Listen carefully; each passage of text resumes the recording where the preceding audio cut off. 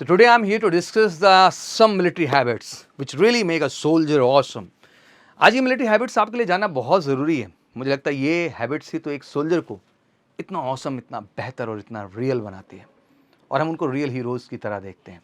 आज ये क्वालिटीज़ मैं सभी डिफेंस एस्पिरेंट के साथ इसलिए डिस्कस करना चाहता हूँ बिकॉज जिस चीज़ के लिए आप जीवन में बढ़ रहे हैं, जो आप बनना चाहते हैं, क्या वाकई में जो आप बनने जा रहे हैं उसके क्या क्वालिटीज़ हैं, क्या उसके एट्रीब्यूट्स हैं और एग्जैक्टली उसकी क्या हैबिट्स हैं, वो आपके लिए जानना बहुत ज़रूरी है. और अपने लाइफ में आपको उन चीज़ों को एक्सेप्ट भी करना चाहिए, इंप्रूव भी करना चाहिए और लाइफ में आगे भी बढ़ना चाहिए. तो let's start to discuss about the military habit that makes soldier awesome.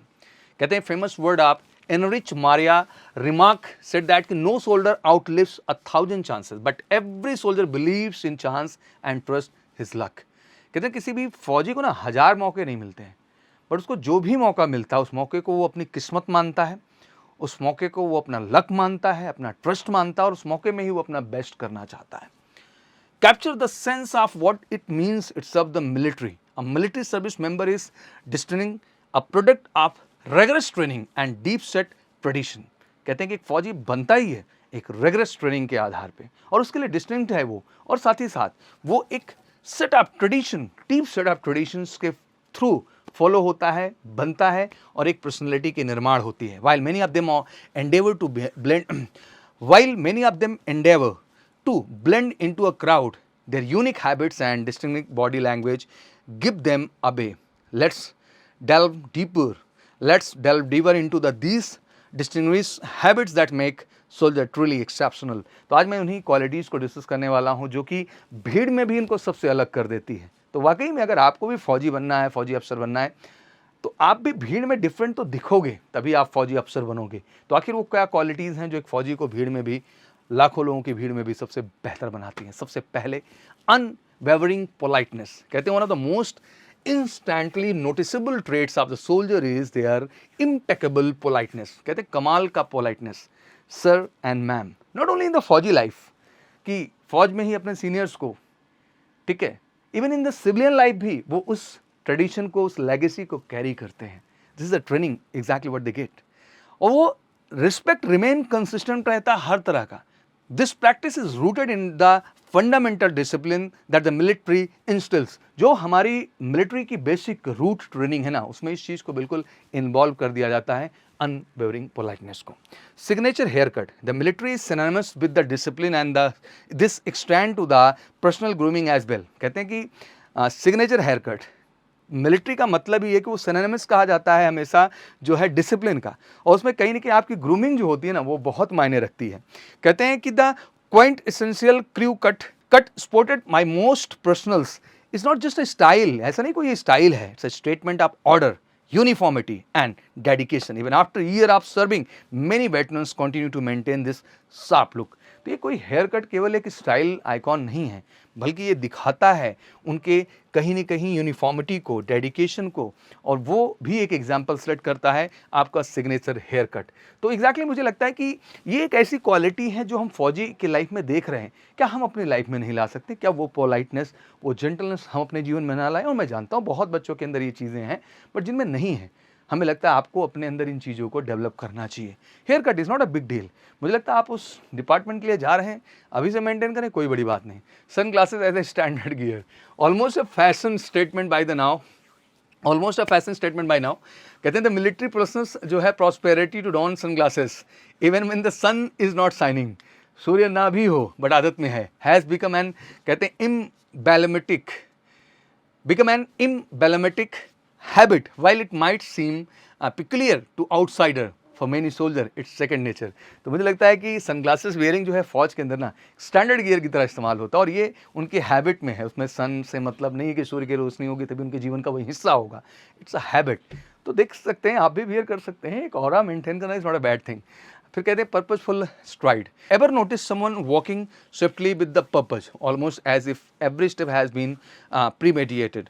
Chances are you are observing a military individual, whether they are heading to an official briefing or simply grocery shopping. This brisk walk exude confidence and intent. तो कहते हैं purposeful STRIDE, that mean उनका जो चलने का तरीका है ना वो अपने आप में कमाल का है. ऐसा नहीं कोई पर्टिकुलर एक लोकेशन पे है, वो उनका ऑरा है, वो उनका स्टैंडर्ड है। वो सिंपल ग्रोसरी शॉपिंग में भी होंगे तो उसी बॉडी लैंग्वेज को मेंटेन करेंगे, पर्पज आप मीटिंग भी एड्रेस कर रहे हो तब भी वही करेंगे। Commanding posture, standing tall assertive is not just a stance, it is a lifestyle choice by the military personnel. तो कहते हैं ना कि कमांडिंग पोस्चर, ये है पोस्चर, फौजी जब खड़ा होगा तो फौज की तरह वो खड़ा होता है, उसका ये स्टैंस है, उसका ये स्टाइल है, उसकी उसको आदत है।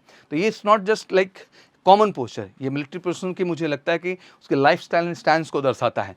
The posture often dubbed the power stance, एक पावर को शो करता है, command, attention and respect, often making one feel they are in the presence of a leader, ठीक है ना। तो ये फील वो कराते हैं कि this is all about a leadership, और टीम मेंबर भी फील करते हैं कि हाँ वो किसी कमांडर और किसी लीडर के जो है अंडर कस्टडी में है। मिलिट्री जैरागन बड़ी अच्छी बात है, कहते हैं फौज की अपनी एक लैंग्वेज होती है और वो कमाल की होती है, और फौजी हमेशा उसको बोलते हैं, फौज के अंदर हो या फौज के बाहर हो। कहते हैं ना उनकी अपनी एक खुद की लेक्सिकन है, मतलब उनकी अपनी एक वोकैबुलरी है लाइफ में, जिसको वो इस्तेमाल करते हैं, filled with the terms and phrases that are integrate to their communication. और जब फौजी से मिलता है तो वो उसी साइन लैंग्वेज में एक दूसरे से बात करते हैं। Phrases like roger may seem out of the place in the casual conversation place in the casual conversation to a civilian, but they are part of daily communication for someone from the military, और उनके part आप routine का हिस्सा हो जाता है। फौजी उसी स्टाइल में बात करता है। बहरहाल आप भी फौज का हिस्सा बनेंगे तो ये सब चीज़ें फील करेंगे। कहते हैं vigilant observation, ever been a crowd and felt someone gaze scanning and observing meticulously, so they are trained to be a vigilant, to spot anomalies and to the assess situation. This level of alertness often spills into civilian setting, making them highly observant। और कहीं ना कहीं ये चीज़ कहते हैं ना vigilant observation के अंदर हमेशा होती है, और वो चीज़ आप हमेशा देखेंगे इनके लाइफस्टाइल में।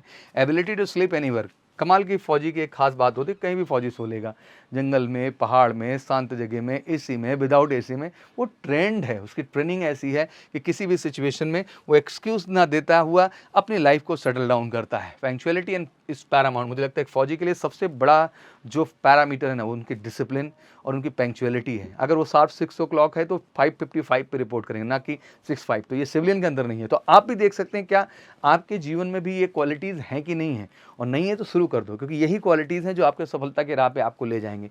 अनमैच डिटर्मिनेशन एंड करेज, मुझे लगता है कि परहैप्स द मोस्ट जो है inspiring trait of the all the soldier, unwavering determination and courage. Every task, regardless of its scale, receive their utmost dedication. Their indomitable spirit not only gets the job done but also serve as inspiration to many around them. मुझे लगता है कि सबसे बड़ी चीज़ है unmatch determination and courage. ये सबसे बड़ी चीज़ है जो हमें सीखना चाहिए। कहते किसी चीज़ के लिए दृढ़ता ही ना हो, दृढ़ प्रतिज्ञता ना हो, साहस ना हो, तो आप उस चीज़ को पा कैसे सकते हैं।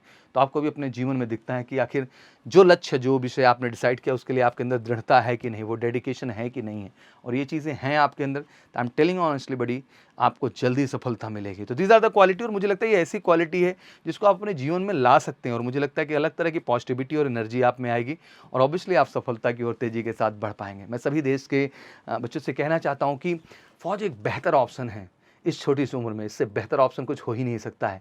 बट इस बेहतर ऑप्शन के लिए थोड़ा सा तो बेहतर होना पड़ेगा, और आपको यहाँ से सीखना होगा इन मोस्ट इंटरेस्टिंग जो है कह सकते हैं हैबिट्स को, जो कि मिलिट्री ऑफिसर बनने के लिए आपके लिए ज़रूरी है। तो ये वीडियो कैसा लगा, और मुझे जानना है कि आखिर इनमें से ऐसी कौन सी क्वालिटीज़ हैं जिनको आप अपने जीवन में देखते हैं 1 to 10 में, और ऐसी कौन सी क्वालिटी जो भी आपके जीवन का हिस्सा नहीं है। और एक प्रॉमिस भी मुझे चाहिए कमेंट सेक्शन में कि सर ये 10 की 10 जो मिलिट्री हैबिट्स आपने बताई है, इन्हें हम अपने जीवन में ज़रूर लाएंगे। तो कमेंट सेक्शन में मेंशन ना करना भूलें कि आखिर वो कौन सी हैबिट है जो आप में मिसिंग है, और वो कौन सी हैबिट है जिसे आप अपनी लाइफ में जोड़ना चाहते हैं। 1 to 10 आप बता सकते हैं। Thank you so much, wish you good luck. जय हिंद, जय भारत।